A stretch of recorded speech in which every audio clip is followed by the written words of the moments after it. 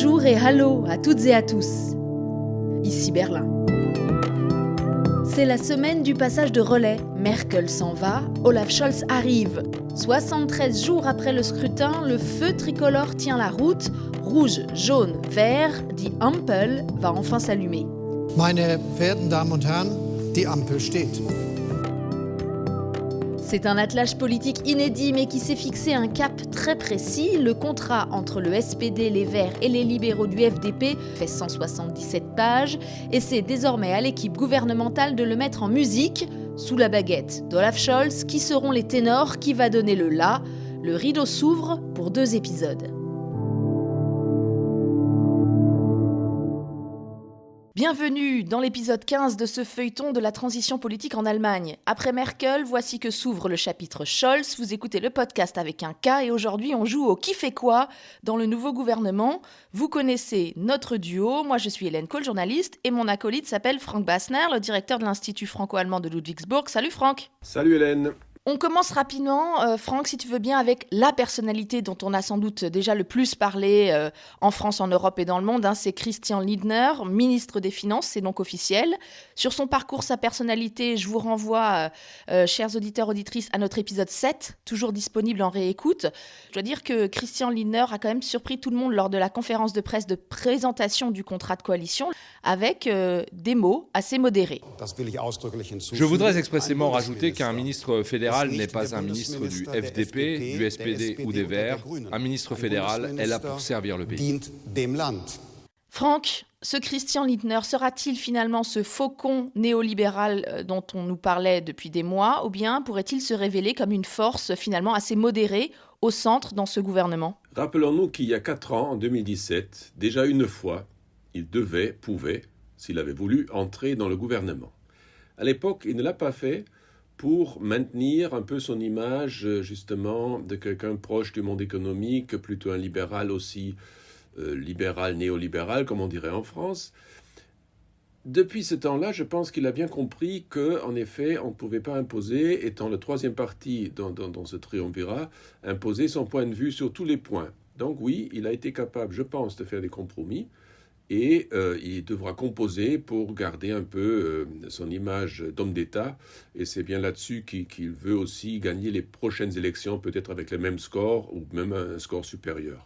Bon, il faudra voir comment il organise son ministère des Finances et surtout dans quelle direction il compte l'amener. C'est vrai qu'autour de lui s'arc-boutent pas mal de questions, des questions en général sur ce gouvernement d'un genre nouveau, notamment parce que Lindner a été souvent présenté comme incompatible avec les Verts. Je suis allée demander son avis à un Grüner qu'on connaît bien aussi en France. Voilà, je crois que ça marche. Ouais. Cette voix, vous l'avez peut-être reconnue, il s'agit de Daniel Cohn-Bendit. Alors, il a lu le contrat de coalition et selon lui, maintenant, tout va se jouer au niveau des personnalités de l'équipe gouvernementale. Est-ce que l'alchimie va prendre? De toute façon, le compromis n'était pas rond mais carré. On a un cadre de départ et cela dépendra de la manière dont les uns et les autres interprètent leur rôle dans cette coalition qui est par définition difficile. Ça dépendra de beaucoup de facteurs. Un des facteurs pour moi prépondérant sera comment le ministre des Finances d'un côté et le ministre du Climat et de l'Économie arriveront à coopérer ou est-ce que ce sera une lutte permanente. Et ça, personne n'est devin. Et il n'y a pas de boule de cristal qui nous assure que ça puisse marcher. Si l'esprit de responsabilité ne l'emporte pas, de toute façon, ils sont foutus. Alors, Franck, ils sont foutus si l'esprit de responsabilité ne l'emporte pas? Oui, parce que les Allemands attendent bien un gouvernement capable de relever les défis qui sont énormes. Mais il faut aussi voir que dans le système allemand, c'est la chancellerie quand même qui a toujours un grand mot à dire. C'est ce qu'on appelle la fameuse Richtlinienkompetenz.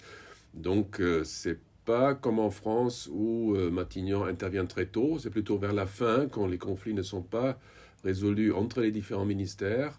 Le ministère compétent n'arrive pas à imposer son point de vue. Alors là, M. Scholz pourra taper symboliquement sur la table en disant, ben voilà, le point de vue de l'Allemagne, c'est quand même celui-là. Et ça vaut surtout au niveau européen, où ce sont les chefs de gouvernement quand même qui ont le dernier mot. Retour à nos ministres verts. Alors, l'un des poids lourds dans le nouveau gouvernement, ça sera Robert Habeck.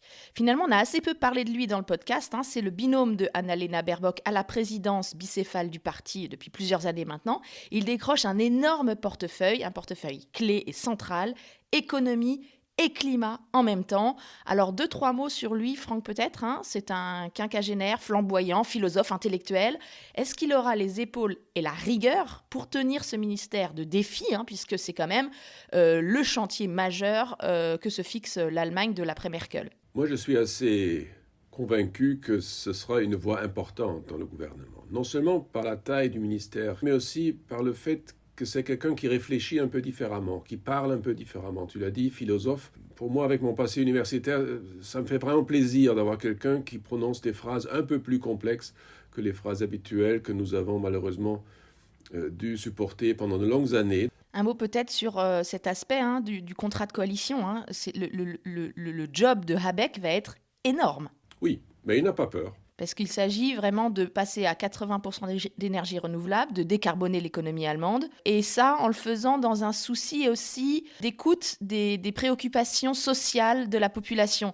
Est-ce que ce ministère économie et climat ensemble, c'est la réponse allemande à la crise des gilets jaunes en France? Oui, à la lutte contre le changement climatique, mais en créant des emplois et avec des perspectives économiques pour tous. Je ne pense pas que ce ministère pourra répondre aux défis sociaux. Là, c'est quand même le ministère qui sera sans doute occupé par les sociodémocrates.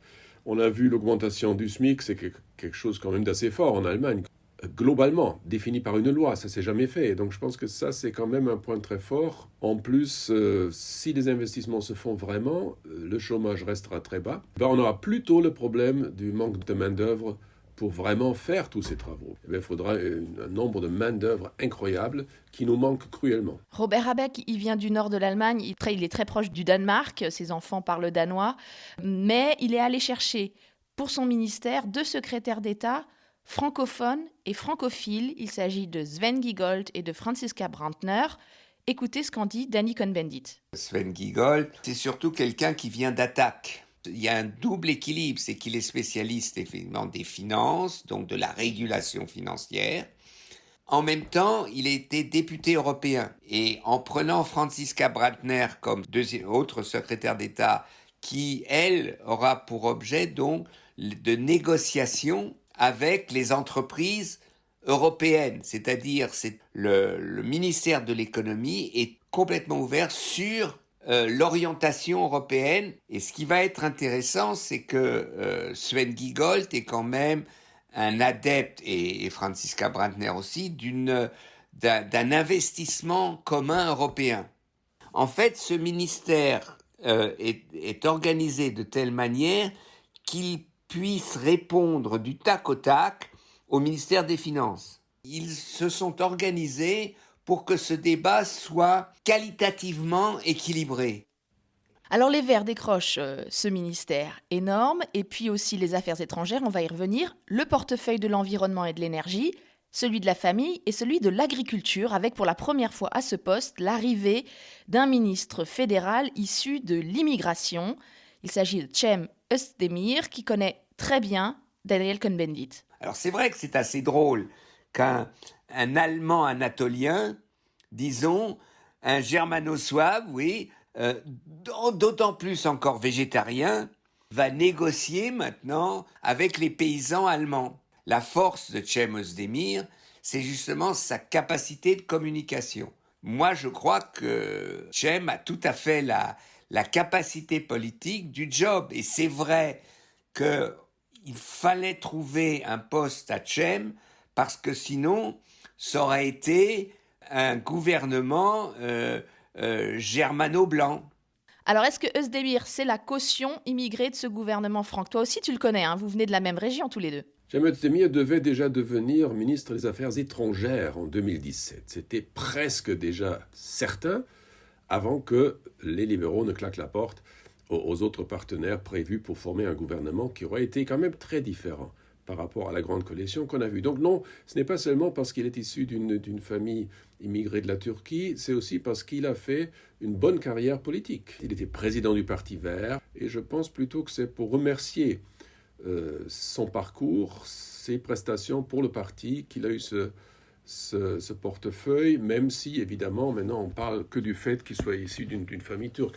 Mais c'est pas juste parce que c'est un Allemand comme les autres. C'est un Souabe, il parle souabe, donc il est bien ancré dans sa région, très estimé par la population. Les gens l'aiment bien parce qu'il parle clairement, il dit ce qu'il pense. Jamais on lui a reproché d'être proche du président turc. Seul bémol, on aurait pu l'imaginer évidemment aussi au ministère des Affaires étrangères.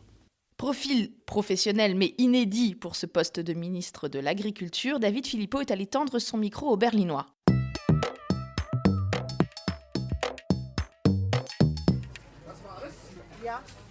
Dans sa camionnette, Peter Lüdke vend de la viande sur les marchés, mais la nomination d'un végétarien à l'agriculture n'est pas faite pour lui déplaire. Hey, mes 2 enfants sont véganes et moi je suis boucher. On a bien eu une femme ministre de la Défense alors. Pour tout dire, il est même fan du futur ministre. Özdemir, il est toujours bon. J'avais un peu peur qu'il ne prenne pas dans le gouvernement et c'est bien pour tout le monde. C'est le seul ministre d'origine étrangère et c'est même un peu dommage. Selon moi, il y aurait pu en avoir un ou deux de plus.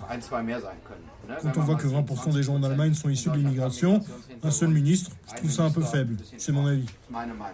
L'avis de Mehmet Toy dans son échoppe du quartier cosmopolite de Kreuzberg est similaire. Bisschen spät gekommen, aber gekommen. Il trouve que la nomination d'un ministre d'origine turque aurait pu arriver plus tôt, mais ses yeux brillent de fierté. Okay, deutscher Pass, aber dann Türke. Ces papiers sont allemands, mais il est aussi turc et c'est un exemple pour nous et pour nos enfants. In Deutschland werden richtig studiert. En Allemagne, quand on étudie bien ou avec beaucoup de volonté ou par le travail, on peut gouverner. Ça me plaît, ça me rend même un peu heureux. Gefällt mir. Natürlich, dann auch glücklich fühle ich.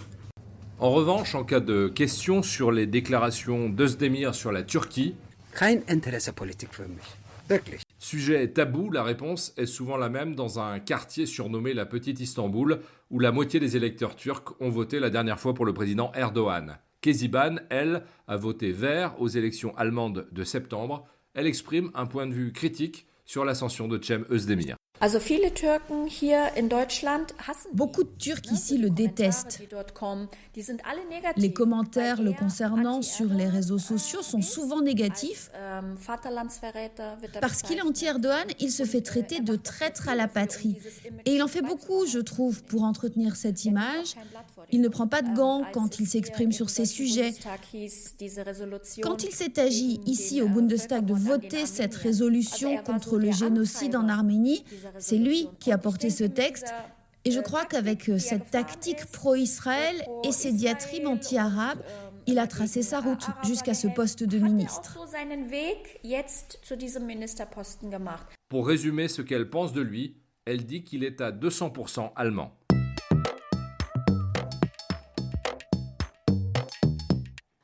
On termine ce tour d'horizon des principaux ministres verts par celle qui fut leur candidate pendant cette campagne électorale, Annalena Baerbock. Là encore, pour les éléments de personnalité, je vous renvoie à l'épisode 4 du mois de septembre. Franck, c'est une femme spécialiste du droit des peuples. On va avoir vraiment d'autres accents au ministère des Affaires étrangères maintenant. Un changement de ton, un changement d'état d'esprit. En effet, c'est la grande question qui se pose aujourd'hui. Et déjà il y a les premières réactions. Elle a parlé de la Chine, elle a dit qu'elle allait être plus stricte, moins permissive, pour ainsi dire, par rapport à la Chine.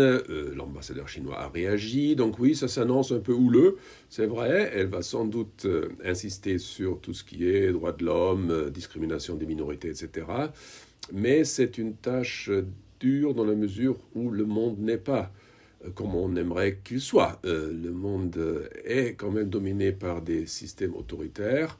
Notre système très libéral, très démocratique quand même, est minoritaire dans le monde. L'économie allemande dépend des exportations vers la planète entière. Donc on ne peut pas toujours choisir les pays vers lesquels on veut exporter si on veut maintenir un taux d'emploi et un taux de bien-être. Donc oui, ce sera difficile de composer avec cette nouvelle exigence plus éthique dans la gestion pratique de la politique extérieure de l'Allemagne. Et je pense que c'est bien que M. Habeck soit au ministère de l'économie, parce que lui, il aura toujours dans l'oreille les points de vue des grandes et moyennes entreprises qui exportent beaucoup. Donc je pense qu'il aura toujours aussi un mot à dire. Attention, faisons une politique extérieure comme nous souhaitons le faire, oui, mais ayons toujours en tête aussi les conséquences que ça peut avoir au niveau de l'économie, et avec un chancelier SPD qui veillera plutôt aux emplois, je pense que ça peut quand même créer un ensemble qui permettra à l'Allemagne d'avoir une voix dans le monde, même au niveau éthique, mais aussi de rester une économie fortement exportatrice. Un exemple, elle a notamment émis l'idée de bloquer les importations de produits s'ils ont été fabriqués dans des pays où il y a des camps de travail. On pense évidemment à la Chine. C'est réaliste ça? Parce qu'en fait, les produits chinois, on en trouve partout. Ce n'est pas réaliste dans la mesure où on pourra l'appliquer 100%. Mais l'ambition est là. On l'a vu sur l'exportation de l'armement. On va toujours exporter, mais peut-être un peu différemment. On va peut-être contrôler davantage vers quel pays on va exporter quel type d'armement.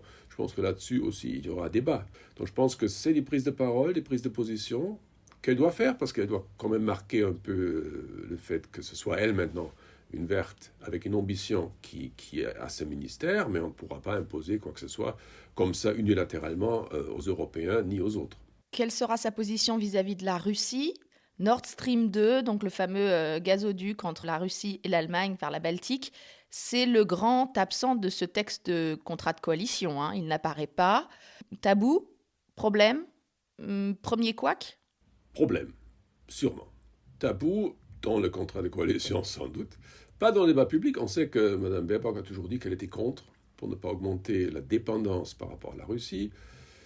Mais elle sait aussi que l'Allemagne, surtout si l'Allemagne veut basculer vers une économie beaucoup plus verte, a besoin d'énormément d'énergie, plus ou moins propre. Alors, on arrête les centrales nucléaires, ok. On veut sortir du charbon le plus rapidement possible, ok. Si en plus on limite les livraisons de gaz, eh bien on aura un problème. On sait qu'on a du retard, et si on veut vraiment pousser vers une transition plus rapide, eh bien, il faudra avoir des moyens en énergie. Donc, le gaz, je pense, on n'échappera pas à ça. Et si je devais faire un pari aujourd'hui, je pense que quand même Nord Stream 2 sera en fonction. Si Annalena Baerbock avait été élue chancelière, elle aurait fait son premier déplacement officiel à Bruxelles, avait-elle dit pendant la campagne. Alors, pour l'accompagner dans les dossiers européens, elle a choisi comme secrétaire d'État Anna Luhrmann, 38 ans. Est-ce que tu la connais? Oui, je l'ai rencontrée quand elle était à peine élue, 19 ans, 20 ans. En 2002, elle venait à Stuttgart pour un déplacement sur des questions européennes déjà à l'époque. Oui, on la connaît. C'est quelqu'un de tout à fait expérimenté au niveau international. Elle a travaillé à l'université de Göteborg, en Suède. Donc je pense que c'est quelqu'un qui peut très bien avoir le niveau et l'expérience aussi nécessaire international pour bien s'occuper des débats et des questions qui nous occupent en Europe et entre la France et l'Allemagne. Bon, ça tombe bien, c'est aussi l'avis de Dany Cohn-Bendit. Oui, elle a une grande expérience politique de l'Europe. Vraiment, aussi bien Habeck que Annalena Baerbock ont orienté leur ministère vers l'Europe. Maintenant, voilà, c'est ça. Est-ce que ce gouvernement arrivera à définir son orientation pro-européenne collectivement? Les Verts ont déjà fait un premier pas dans la structure de leur ministère et maintenant on va voir comment ça va se coordonner avec le ministère des Finances et la chancellerie, parce qu'il faut savoir que la politique européenne est surtout faite aussi par la chancellerie. Oui, tout à fait. Nous attendons tous avec une certaine impatience les décisions par rapport au secrétaire d'État et aux conseillers surtout qui vont siéger autour du chancelier Scholz à la chancellerie. Parce que là aussi, l'Europe, évidemment, sera un sujet important. Il faudra voir qui s'occupera à ses côtés des questions européennes. Je pense que pour le gouvernement français, ce sera une tâche importante de vite aller vers les différents responsables. Si les contacts ne sont pas encore là, de les établir, d'offrir des échanges même tout à fait informels pour entamer tout de suite un dialogue pour que les sujets qui sont sur la table, et ce sont des sujets importants et ils sont nombreux, ne restent pas sous le tapis trop longtemps. Merci beaucoup Franck, je résiste pas. Allez, une dernière pastille de Dany Cohn-Bendit pour finir. The proof of the pudding is the eating, hein, c'est-à-dire il faut voir maintenant comment ils vont faire, quoi. On se retrouve très vite, d'ici quelques jours à peine, car le calendrier s'accélère. Olaf Scholz deviendra officiellement chancelier ce mercredi 8 décembre 2021. Le SPD revient de loin et d'ailleurs les querelles internes autour de la nomination de ces 6 ministres laissent penser que tout n'est pas rose dans la Maison Rouge. On verra ça. Merci à David Philippot pour le reportage, aux fidèles camarades pour les voix françaises. L'Allemagne a voté, l'après-Merkel a commencé, il y a beaucoup à raconter, alors à bientôt, bis bald.